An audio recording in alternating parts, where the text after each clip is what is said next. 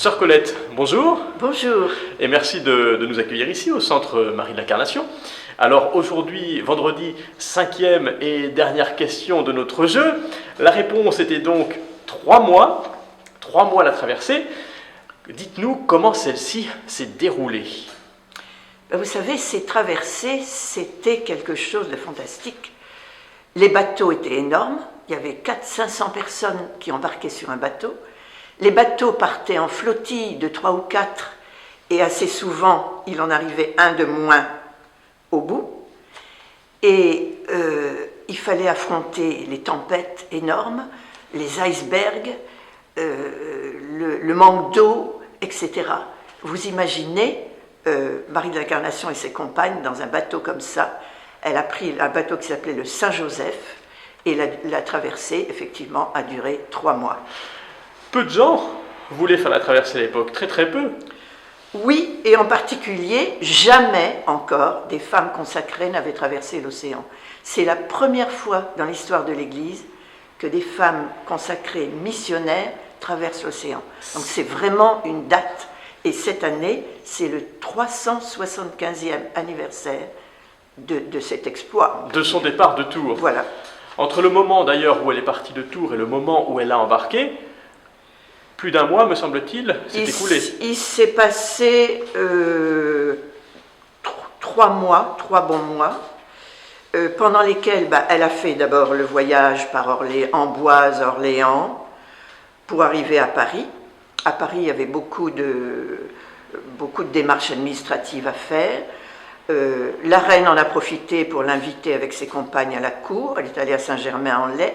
On lui a présenté le petit Louis XIV, à peine né. Ensuite, elles se sont dirigées vers Dieppe. Et c'est à Dieppe que s'est fait l'embarquement. Non sans mal, comme vous nous l'avez dit, de nombreux armateurs ont refusé.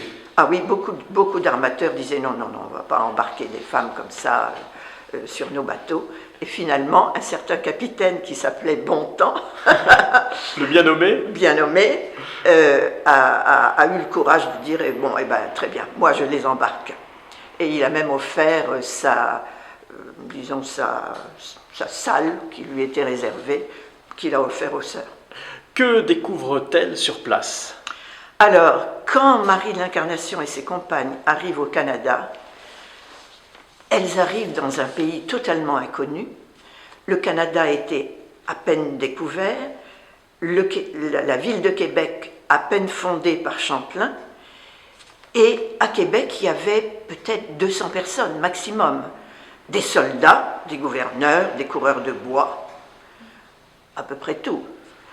Elle nous dit d'ailleurs qu'il y avait à peine 6 maisons quand elles sont arrivées. Et seulement 2 maisons étaient en pierre. Tout le reste, c'était du bois ou des cabanes autour. Voilà le pays qu'elle rencontre. Et je ne sais pas si elle avait imaginé les hivers incroyables qu'elle allait affronter.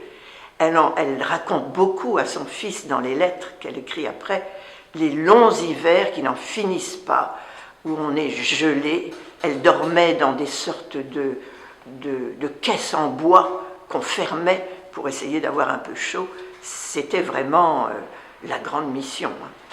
Au bout de combien d'années va-t-elle s'habituer non seulement au climat, mais s'habituer à ce nouvel environnement et enfin parvenir à mettre en place ce pourquoi elle est partie? Oui, alors elle est partie pour porter la parole de Dieu. Elle dit d'ailleurs, je ne trouvais rien de plus grand que d'annoncer la parole de Dieu. Donc elle est partie pour ça. C'est ce qu'elle faisait ici avec les élèves externes et pensionnaires qu'elle avait à Tours. Elle part au Canada pour la même chose. À travers l'éducation des filles, elle veut porter la parole de Dieu. Et alors, très vite, parce que c'était la manière de faire des Ursulines, très vite, elle ouvre une école. La première école de filles dans toute l'Amérique du Nord. Qui va à cette école?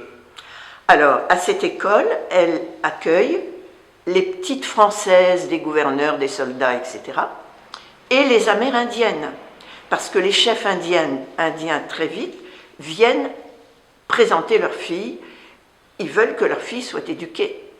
Donc c'est aussi magnifique de penser qu'elle éduque tout de suite, ensemble, les petites Françaises et les petites Amérindiennes. Alors évidemment, elle a plus de mal à rejoindre les Indiennes parce qu'elle ne connaît pas les langues. Alors elle va retrousser ses manches et elle va se mettre à apprendre les langues indiennes pour pouvoir communiquer directement avec ces petites Amérindiennes. Elle va apprendre le huron, le montagnais, l'iroquois et l'algonquin. Et elle dit que apprendre ces langues, c'était une difficulté énorme. Elle avait comme des pierres qui lui roulaient dans la tête.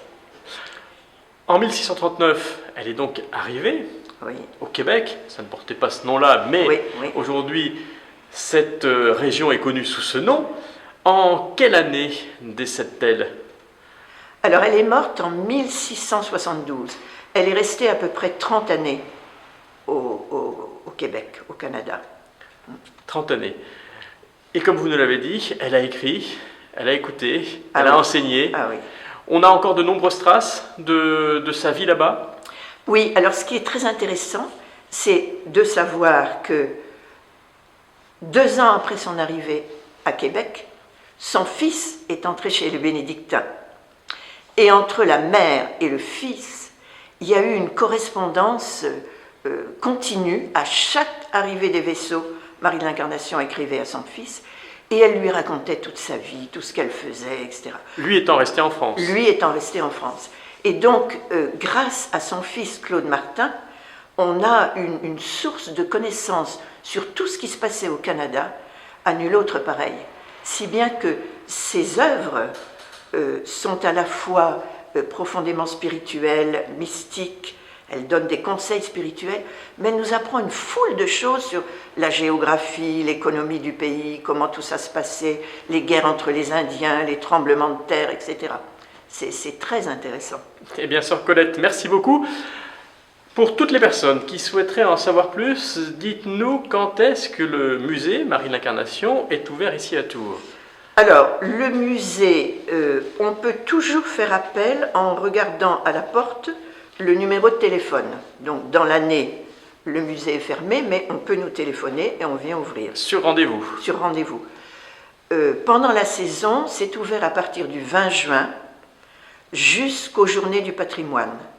Tous les jours, sauf le mercredi et le dimanche. Voilà. Eh bien, merci beaucoup, sœur Colette.